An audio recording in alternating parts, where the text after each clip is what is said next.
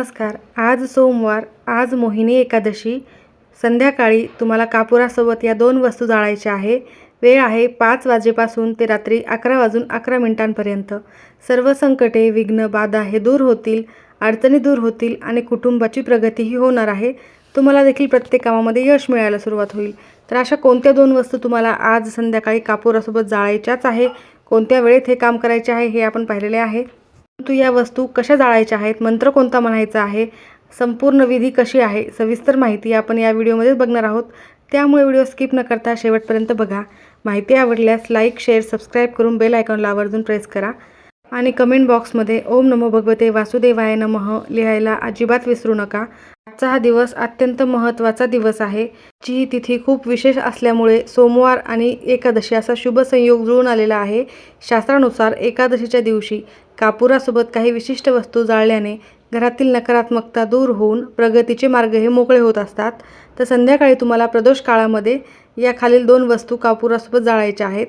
तुम्हाला माहिती आहे का, जर तुम्हाला अनेक संकटांना सामोरे जावे लागत असेल तर कधीकधी नकारात्मकता आपल्या आजूबाजूला असते आणि त्यामुळेच आपल्याला अनेक समस्यांना सामोरे जावे लागत असते. तर तुम्हाला त्या सर्व समस्या दूर करण्यासाठीच हा उपाय करायचा आहे. तुम्ही हा उपाय 5 वाजल्यापासून ते रात्री 11 वाजेपर्यंत कधीही करू शकता. तिन्ही सांजेच्या वेळेला प्रदोष काळामध्ये केला तर उत्तम ठरेल. विशेषतः आज सोमवार आहे, महादेवाचा वार आहे आणि मोहिनी एकादशी विष्णूची आहे. तर हा उपाय केल्याने तुमच्या घरामध्ये सुखसमृद्धी येते, कुटुंबातील सदस्यांची प्रगती होते. त्यासोबत तुम्हाला आवर्जून मंत्र देखील म्हणायचा आहे, कारण मंत्र उच्चाराशिवाय कोणताही उपाय हा फलित ठरत नाही. सकारात्मक वातावरण आणि त्या उपायाचा प्रभाव तुम्हाला निर्माण व्हावा तुमच्या घरामध्ये, यासाठी मंत्र म्हणायचा असतोच. तर आजची ही संध्याकाळ साधीसुधी नाही आहे. ब्रह्मांडातील एक असा दुर्मिळ सुयोग जुळून घेत आहे. महाशक्तिशाली संयोग हा असणार आहे, जो तुमच्या आयुष्यातील गरिबी, अनेक वर्षांची असलेली, त्यासोबतच दुःख, दारिद्र्य हे नष्ट करणार आहे. वास्तुदोष देखील मुळासकट उपटून टाकण्याची शक्ती या दिवसामध्ये आहे. तुम्हाला हा व्हिडिओ नक्की शेवटपर्यंत बघायचा आहे, कारण हा व्हिडिओ तुमच्या आयुष्याला एक नवीन दिशा देणारा ठरणार आहे. कारण आज मी तुम्हाला अशा अत्यंत महत्त्वाच्या आणि गुपित वस्तूबद्दल सांगणार आहे, जी वस्तू तुमच्या घरामध्येच असते. तुम्हाला बाहेर जायची गरज नाही आहे वस्तू आणण्यासाठी. जी आज संध्याकाळी तुम्हाला रात्री वेळ सांगितलेला आहे त्या वेळेमध्ये कधीही तुम्ही हे काम करू शकता. तर तुम्हाला कापुरासोबत जी वस्तू जाळायची आहे ती साधी दिसणारी वस्तू आहे, परंतु कापुराच्या अग्नीत समर्पित केल्यानंतर जेव्हा तिचे रूपांतर एका शक्तिशाली ऊर्जेमध्ये होते, तेव्हा तुमच्या घरामध्ये नंदनवन व्हायला सुरुवात होते, सकारात्मकता तुमच्या घरामध्ये निर्माण होते. हा उपाय इतका प्रचंड आणि प्रभावी आहे की याचे सकारात्मक अनुभव तुम्हाला लगेचच 24 तासातच बघायला मिळतील. परंतु हा उपाय करताना तुम्हाला एकदम साधे आणि सोपे काही नियम पाळायचे आहेत. अर्धवट माहिती काहीही साध्य करून देत नाही, म्हणून तुम्हाला हा व्हिडिओ शेवटपर्यंत बघायचा आहे, तरच या उपायाचे तुम्हाला पूर्ण फळ मिळेल. जर तुम्हाला खरंच असं वाटत असेल की तुमच्या आयुष्यात प्रगती व्हावी, तुमच्या आयुष्यात जी काही संकटे, समस्या आहेत त्या दूर व्हाव्यात, विघ्न नष्ट व्हावे, बाधा देखील कोणती तुम्हाला झाली असेल ती देखील नष्ट व्हावी, त्यासोबतच घराची भरभराट व्हावी, सुख, समृद्धी, आनंद, शांती तुमच्या घरामध्ये कायम नांदावे, तुमच्या मुलांचे कल्याण व्हावे, असे घरातील स्त्रियांना वाटतच असते. प्रत्येक स्त्री आपल्या घरासाठी धडपड करत असते की माझ्या घरातील सर्व सदस्यांचे कल्याण कसे होईल. त्यासाठीच तुम्हाला हा सर्वात महत्त्वाचा उपाय करायचा आहे. आणि सर्वात महत्त्वाचं म्हणजे या शुभ मुहूर्ताची ऊर्जा आपल्या आयुष्यात खेचून घेण्यासाठी संध्याकाळी हा उपाय करण्यापूर्वी तुमच्या मुख्य प्रवेशद्वारावर 2 दिवे प्रज्वलित करायचे आहेत. दिव्यामध्ये सकारात्मकता असते. माता लक्ष्मी देखील तुमच्या घराकडे आकर्षित होईल, कारण स्वच्छता आणि सकारात्मकता, प्रकाशमय वातावरण हे लक्ष्मीला प्रिय असते.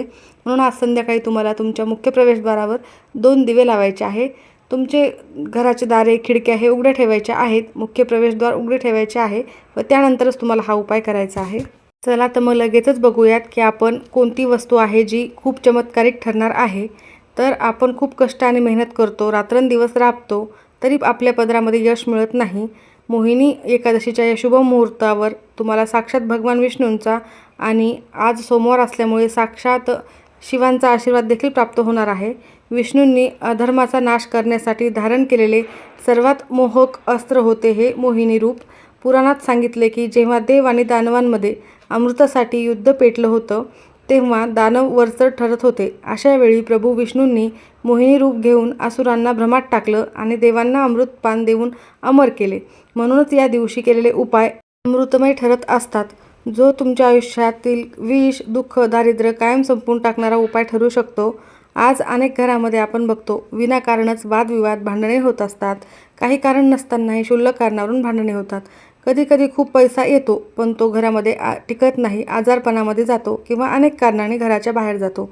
किंवा मग आपल्या घरामध्ये खूप मुले देखील बुद्धिमान आहेत, हुशार आहेत, परंतु काही कारणास्तव त्यांची देखील अभ्यासात लक्ष लागत नाही. तर कधी-कधी नकारात्मकता आपल्या आजूबाजूला असते आणि कधी-कधी नजरदोष देखील झालेला असतो. तर या सर्व समस्या दूर करण्यासाठीच तुम्हाला हा उपाय करणे खूप प्रभावी ठरणार आहे. मी तुम्हाला सांगितलं आहे, अमृतसमान हा उपाय ठरणार आहे आणि हे सर्व तुमच्या घरातील नकारात्मक लहरी दूर करण्यासाठी अतिशय फायदेशीर आहे.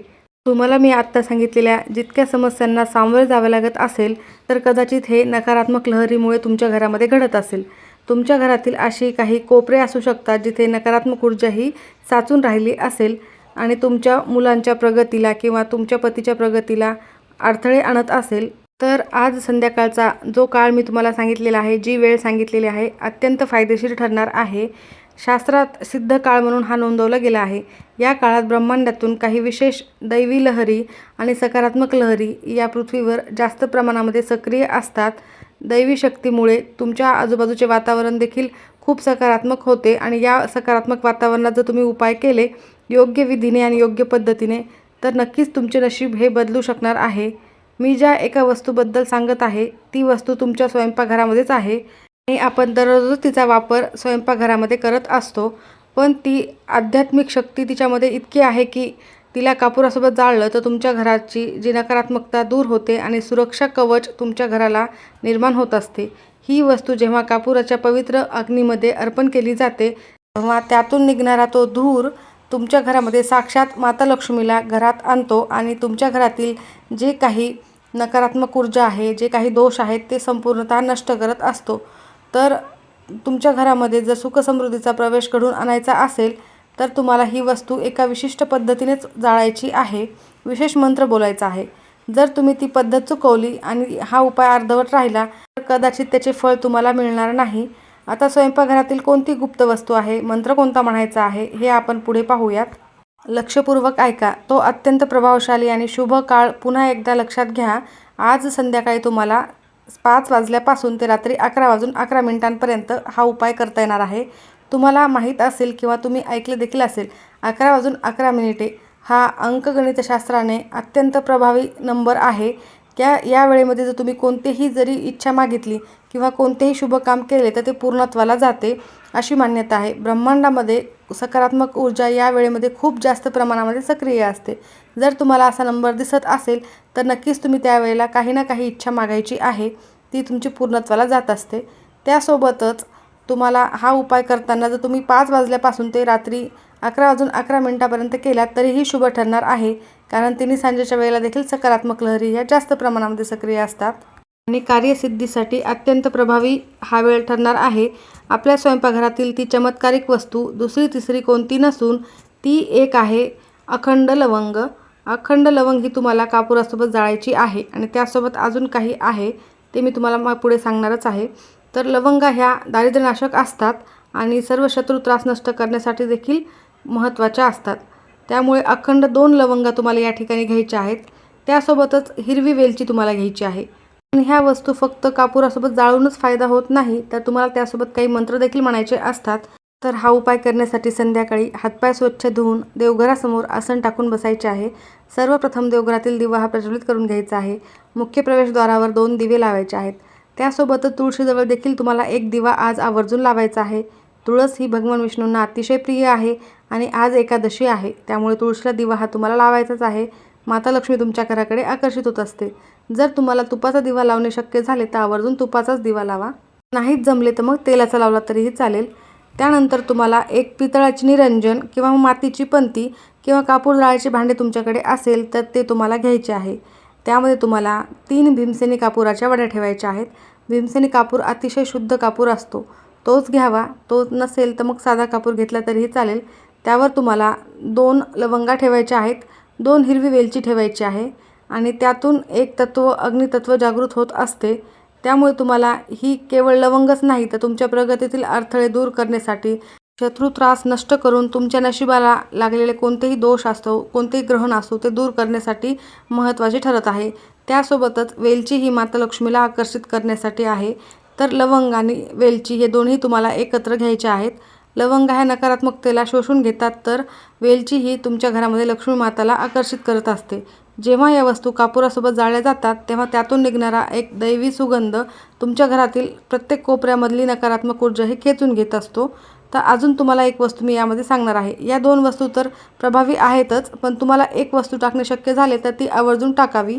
ती म्हणजे पिवळी मोहरी. पिवळी मोहरी असेल तर तुम्ही नक्की घ्या. पिवळी मोहरी देखील दारिद्र्यनाशक असते आणि सर्व घरातील समस्या दूर करणारी असते.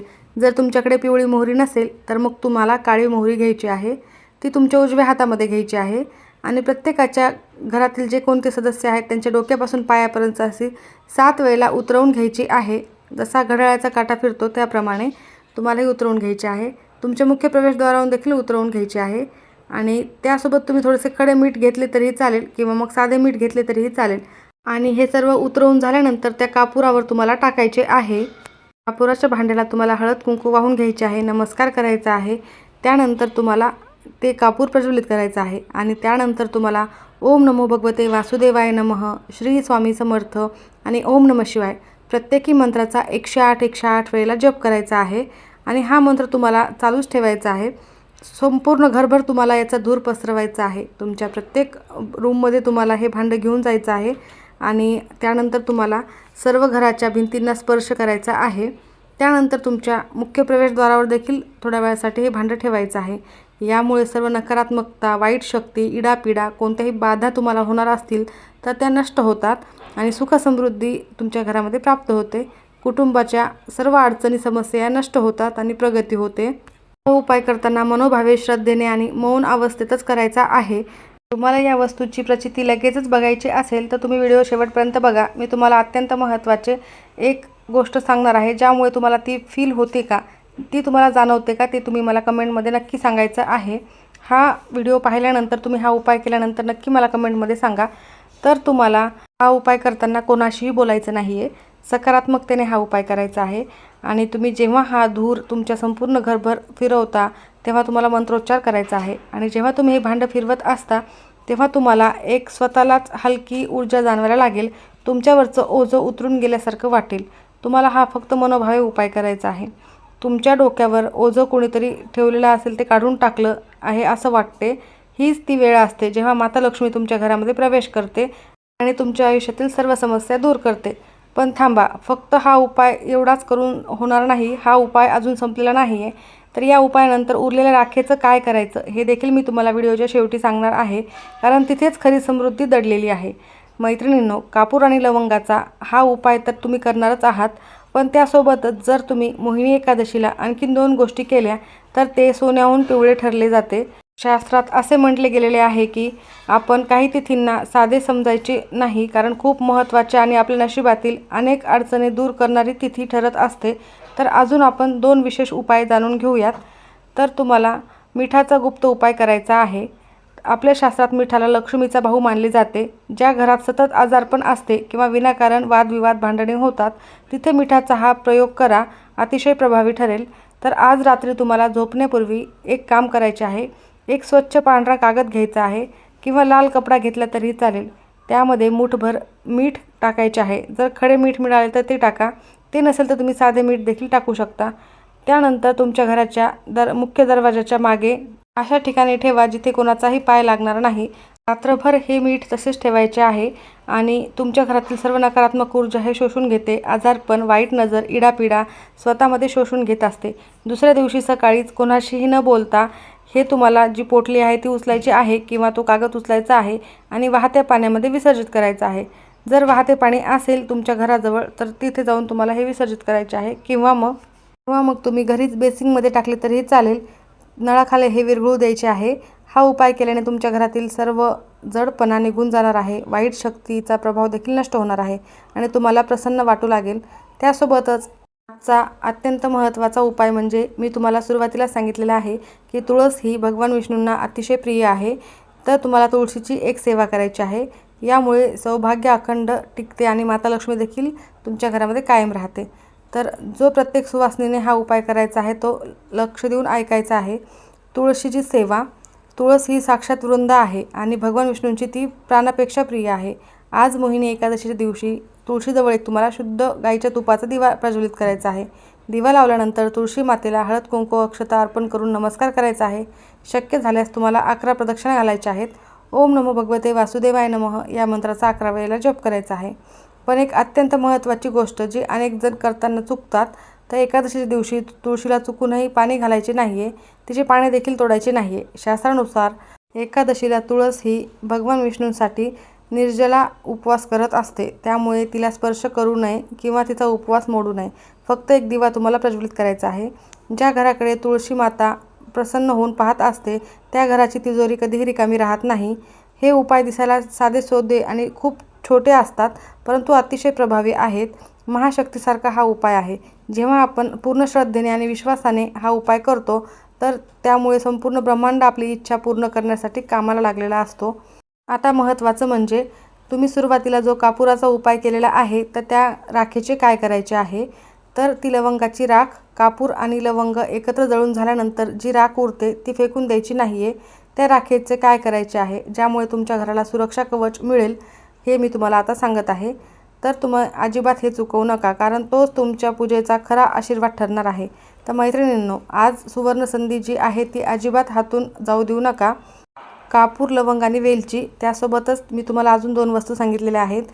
तर याचा एक प्रचंड शक्तिशाली उपाय मी तुम्हाला सांगत आहे. तो तुमच्या आयुष्यात नक्कीच मोठा बदल घडवून आणेल. तर विश्वासाने ठेवलेले एक पाऊल तुमच्या यशाच्या शिखरापर्यंत देखील तुम्हाला नेऊ शकते, म्हणून विश्वासानेच हा उपाय करायचा आहे. तर तुम्हाला ती राख एका पाण्यामध्ये म्हणजे एका ग्लासमध्ये थोडेसे पाणी घ्यायचे आहे. त्यामध्ये ती राख टाकायची आहे आणि ती तुमच्या घराच्या आजूबाजूला थोडेसे पाणी शिंपडायचे आहे आणि बाकीची राख तुम्ही निर्मल्यामध्ये टाकू शकता किंवा वाहत्या पाण्यामध्ये विसर्जित करू शकता. तर नक्की हा उपाय करा. अतिशय फायदेशीर उपाय आहे. या उपायामुळे घरातील कलह कमी होऊन सकारात्मक वातावरण हे निर्माण होत असते. घडलेली कामे मार्गी लागतात आणि आर्थिक अडचणी देखील दूर होतील. जर दोष देखील दूर होईल. आवर्जून हा उपाय करा. माहिती आवडली असेल तर नक्की लाईक करा. सर्वांचे खूप खूप धन्यवाद.